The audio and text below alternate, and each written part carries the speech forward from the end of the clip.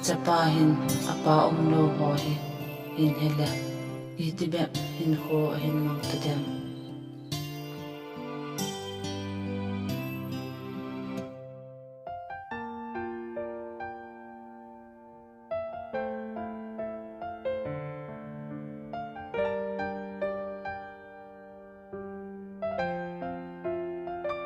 yani kagang hila itile ngdiham kahe elin azo chun phone hin bolin kahung do wa thelo ding hi hin ti chu itidana em yani ole ipi boina maham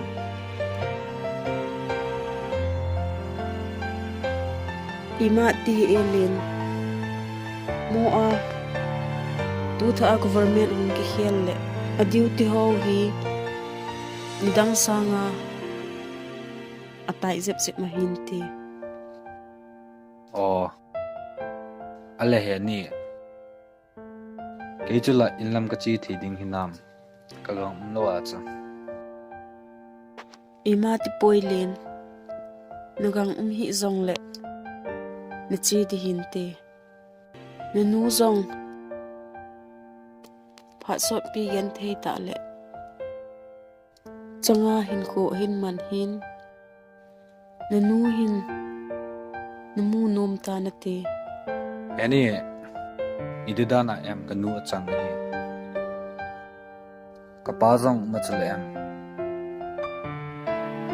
lelen boy phat sot pi kalung thima kan po tuni hin se pe ni na pa hin nyaw la za na da ta hitan ahin na nu hin na khan ko ding an gelin boy na liso na ding bang a hipoy mabana na nu na kipasa zo ding ahi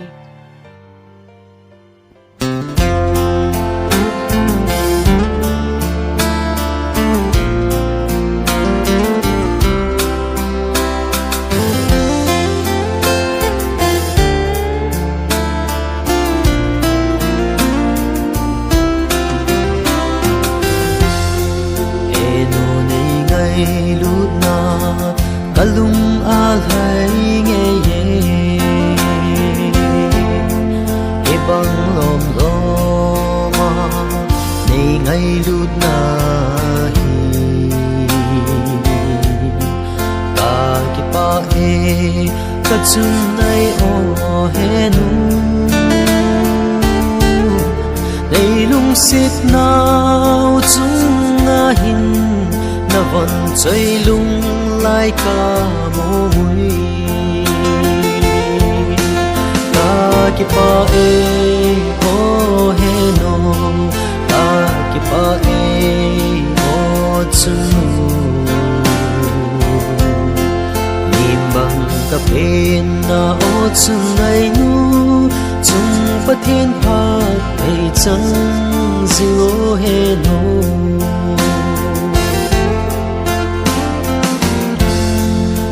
cha khăn khô gel nan gen thei tin tang na tho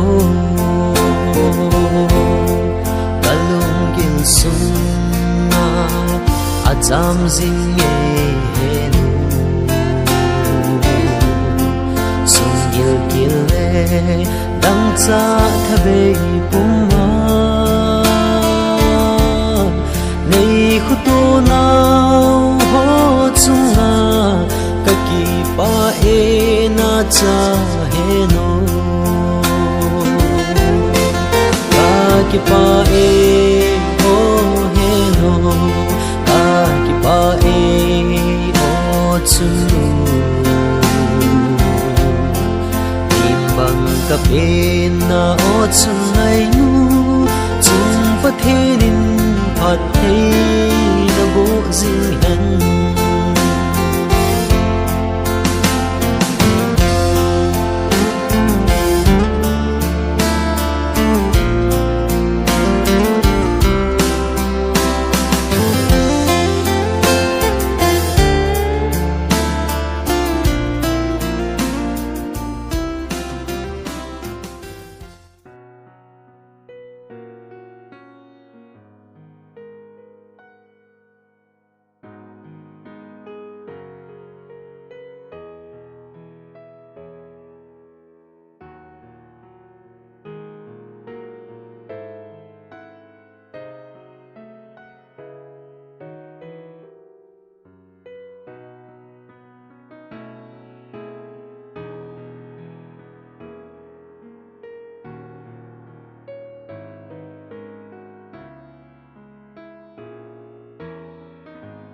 Henny. Hoyo ipiham lamin ko ume anatovo.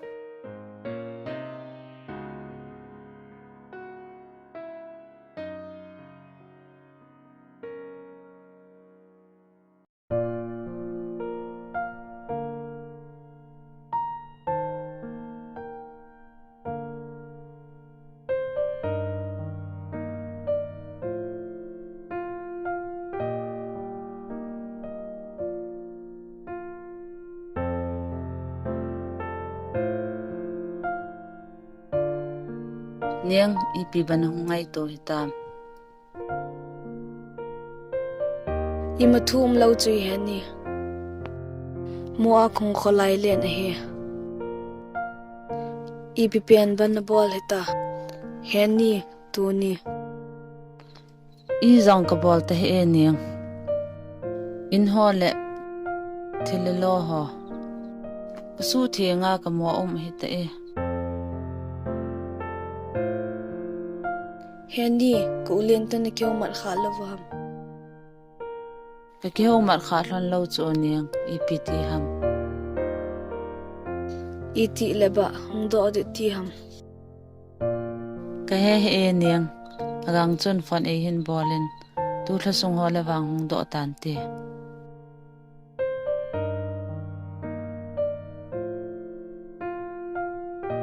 Len.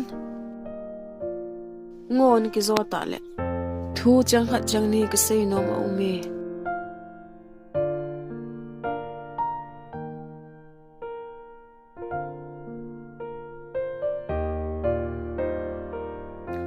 Oh, ibithui ta Henny. Lelen boy. Thil zo se ka sei gam tan. Na het them na bana. Adi ana nuhin. Nakhan khoding na gelin. Gen thai li so na le. Ha sat na tampi. Ahin pui na ahin. Nanu na hin ki pa sa ding. Katip na num pen na he boy. Henny. Imazo sik ka he them so e. Kanu hen ka khan khoding anagialin. Ade kagang le ang ninzong. Ichan na hin pui. Naslon na hin. Henny. Na chung na kakipa e.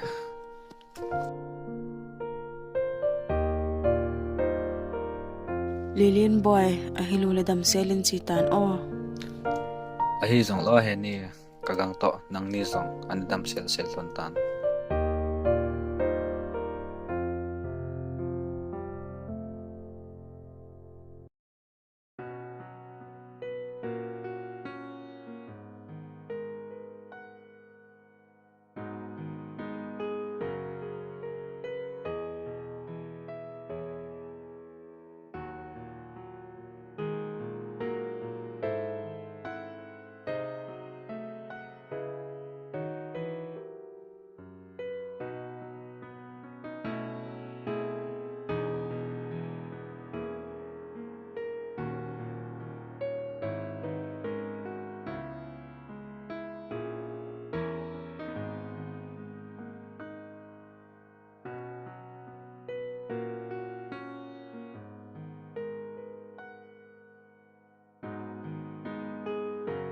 Kanu chu to hi na ve.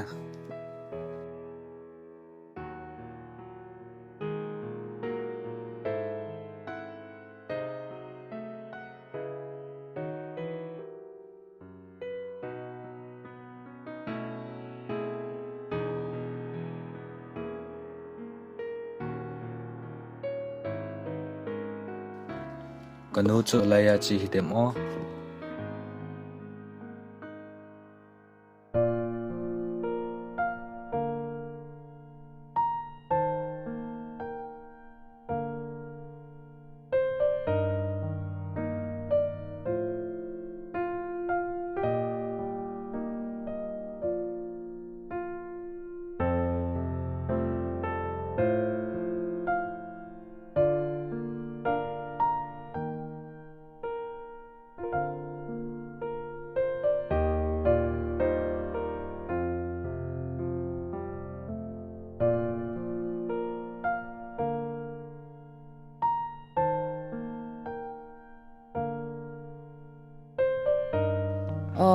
kachapa honga tanti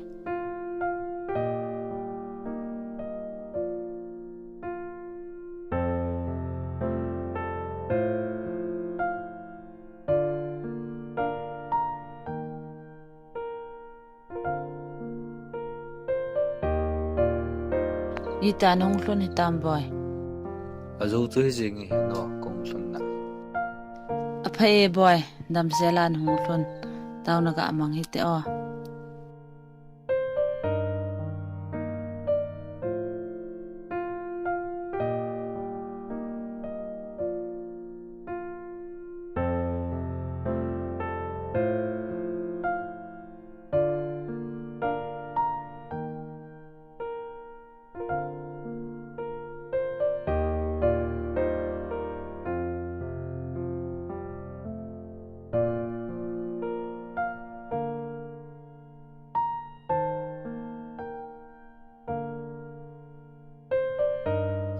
Lilin boy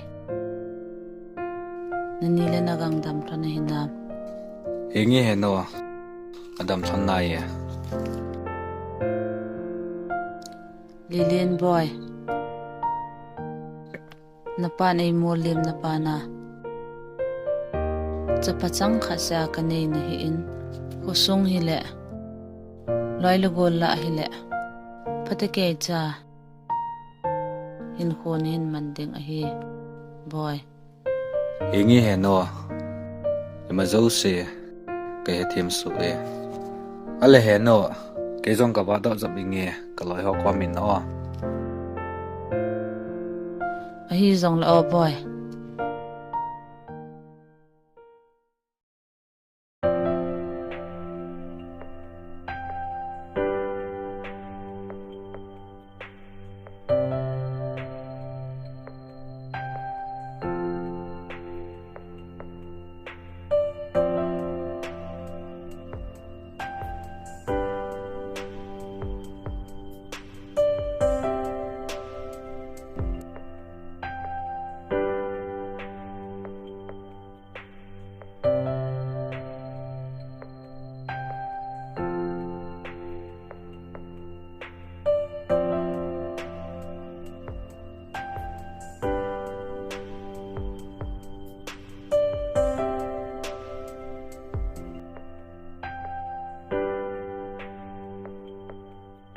ulin iti anung do hitam ning zan hi bel chu hi jinge kong do na ni khat nia chuba nei na wa ka kholai len le nanu chun ka ki ho mat lon poi ati in tin phae dam sela nong vai lon ulien ke ho enin zong khat vei to kholai leng ona a phai ning ka ve kyung kholai leng hi dham ning ham kin na patning e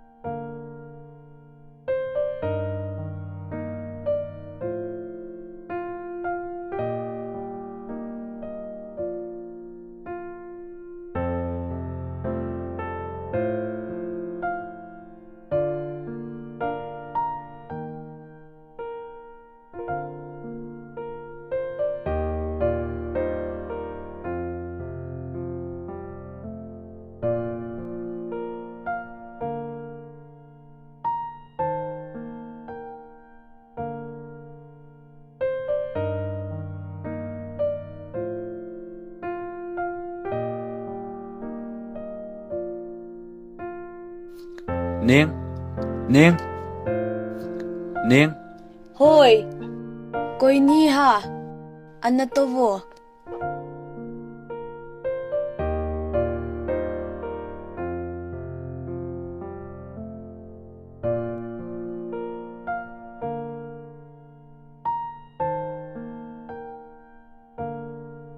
O ulin nang ni ha. Apay ulin nung kolay len. Neng, na changa na bang zingi. Nen ko telong. Ulin, kain ko te he. Kachanga ko he. Neng, nang la. Nawa do jiloham. Ipiti aham ulin. Imati lo chui Neng. Mo a jinglam le. Iga ki mo tu dham kati cho.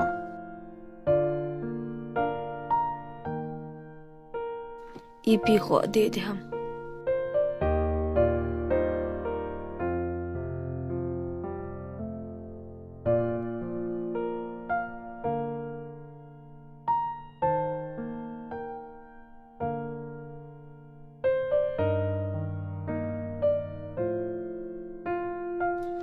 Ai zong le Neng. Ki zong khawe ka chi pe ki ningi o. Ahi zong lala.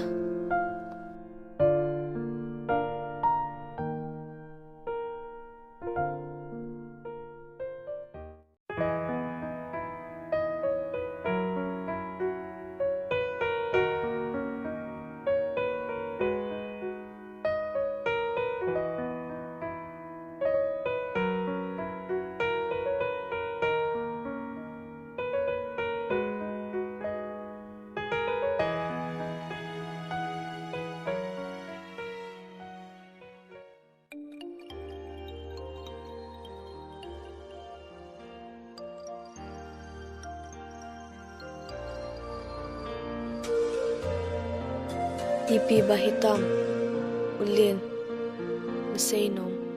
Jaila ngai Thempi hola Neng, kalungtim hi sailovin. Ethiam thele chun. Kanom ta nge je. Ulin imazaw si kahitiem so chule nakamcheng ahin insong genthe hasa akhizi in kiphatlam nan kadime. Neng, imazaw se ka insong thu hile. Ka isa nga nahet thiem so ding kata sanin. Insunga sopi ulenaw umlo sangga kahin khohe kapan imulim na bana kanu kan khoding kagel kanu kagipasan dengi nangzong panlahom hiti tia